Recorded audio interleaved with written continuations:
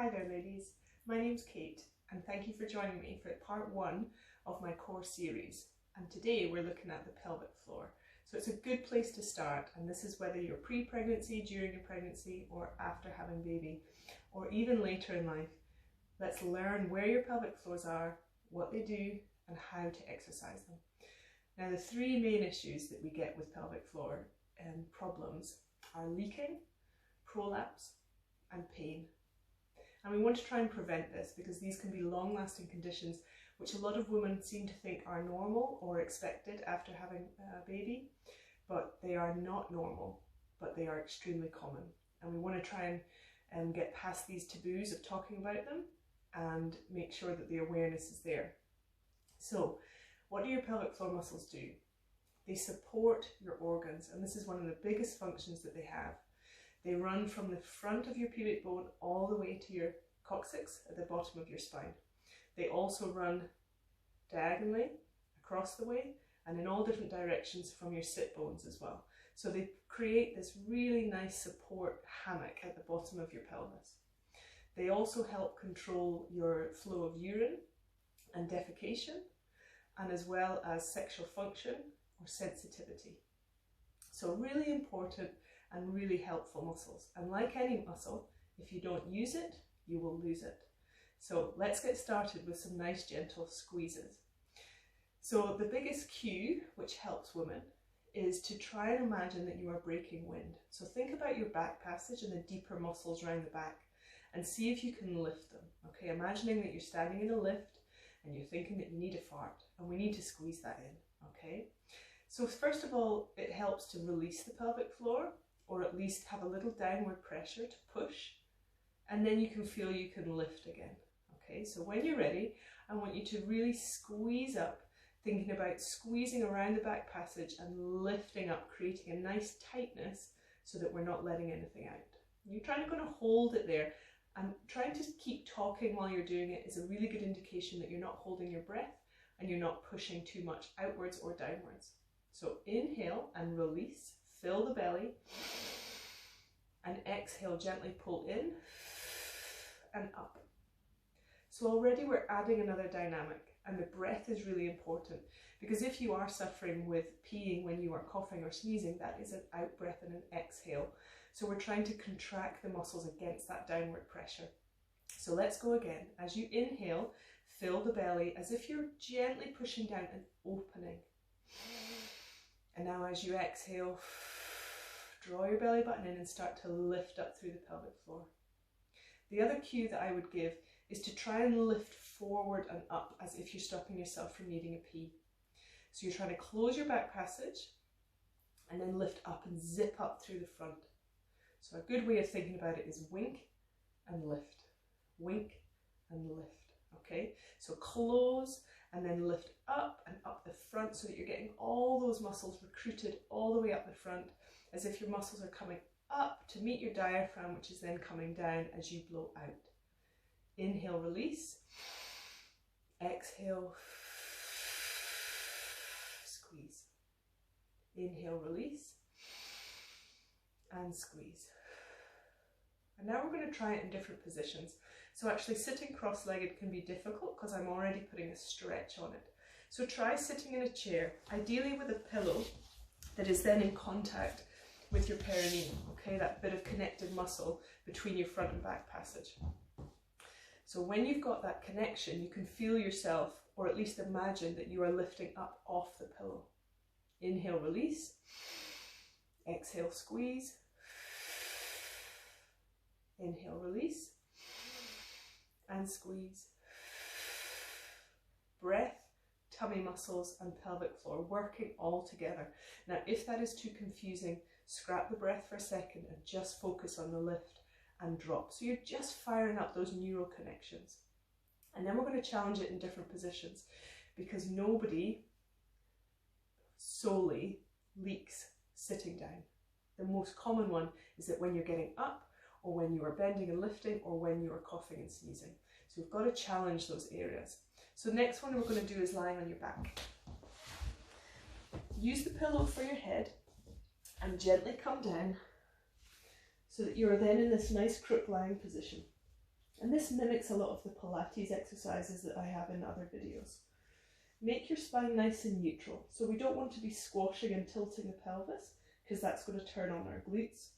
And make sure that we're not overarching either, okay, because then we can't contract our tummy muscles. So you're ideally coming into this nice neutral position, and go again, really focus into your pelvic floor muscles. Inhale, fill the belly, and let your pelvic floor drop and open.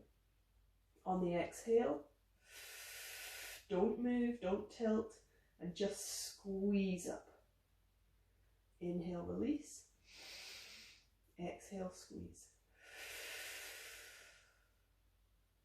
Release and inhale. And squeeze. Now I talk about tension for task. Should I be squeezing 100% as much as I can? No.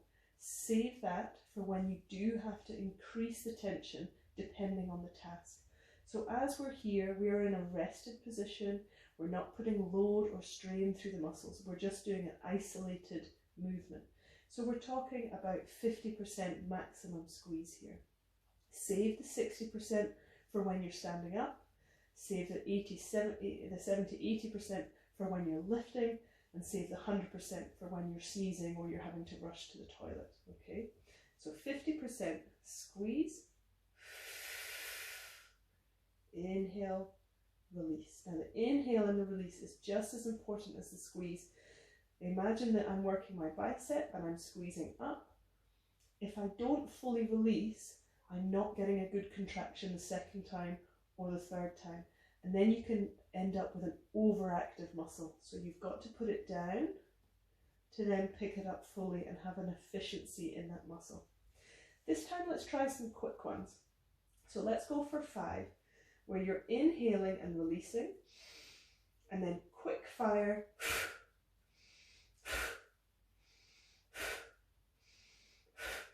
Okay, you can see my belly rise as I'm inhaling. Exhaling, it's drawing in. I'm getting this secondary co-contraction into my core muscles and a squeeze up through pelvic floor.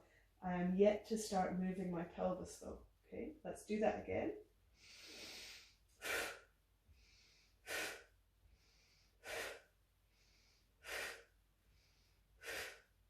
And release. Okay, this time let's add a movement, okay?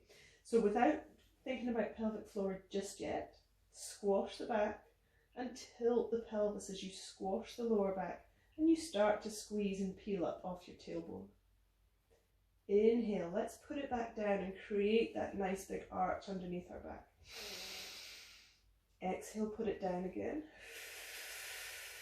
and you're squashing. Now this might come quite naturally to some people, but again it promotes a nice flexibility in the spine, and then you're going to add the pelvic floor to that. So as we arch the back, inhale, creating a nice big space around the lower lungs, and then as you squash down, start to blow out and keep blowing out as you contract the tummy muscles, squash the back down, you're creating pressure, and try and lift pelvic floor against that.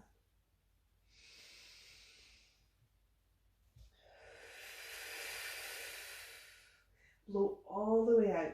So you're exhaling, you're pushing your diaphragm so that it's expelling all that air until you get to the point where you are then struggling to exhale anymore. Your pelvic floor is generally coming up. Inhale. And exhale. One more.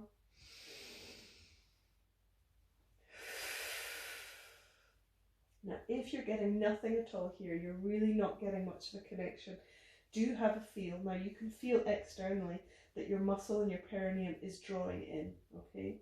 If not, then you can have a feel more internally yourself.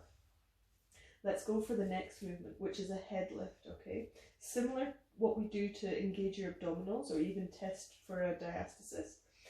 This time I'm not going to tilt my spine and I'm just going to lift my head. Now, as I do that, I can feel tension into my abdominals. Now, if I don't work my pelvic floor, that pressure is going to push downwards. So as I release my head, I'm going to inhale. And as I exhale, I'm going to lift, keep my chin off the chest, feel this pressure. I'm engaging my abdominals and I'm lifting pelvic floor against that. Again, pelvic floor coming up, ribs and diaphragm coming down. Inhale down, exhale. And even putting your fingers into your deeper abdominals or just below your belly button, as you contract them, you should feel that extra little tension into your lower abs. Do 2 more here.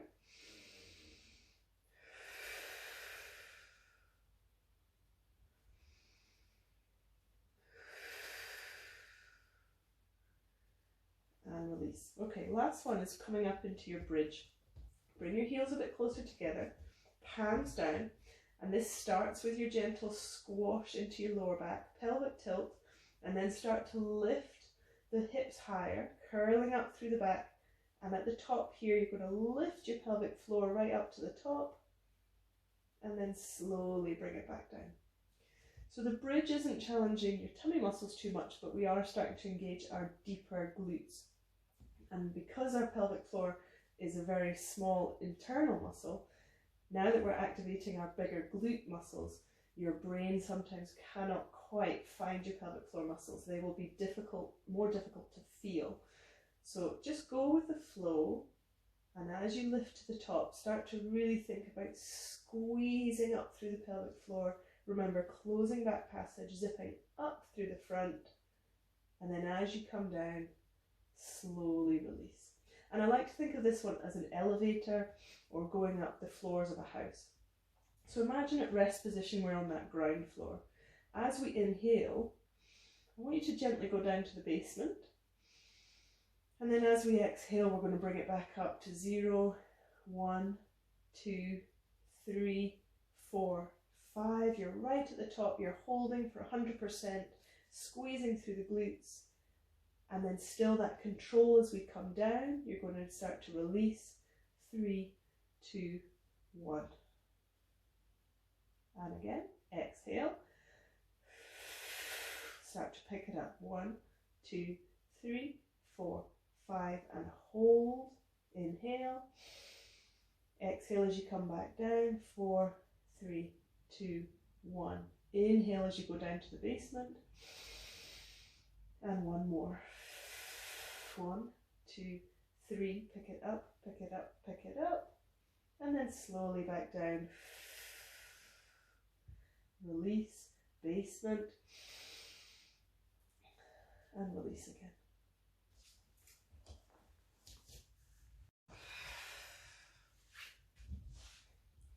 Thank you for watching a nice little starter into your pelvic floor muscle exercises. Follow on with the core number 1 and then number 2, which just goes into more advanced tummy muscle strengthening, but always incorporating that pelvic floor as well.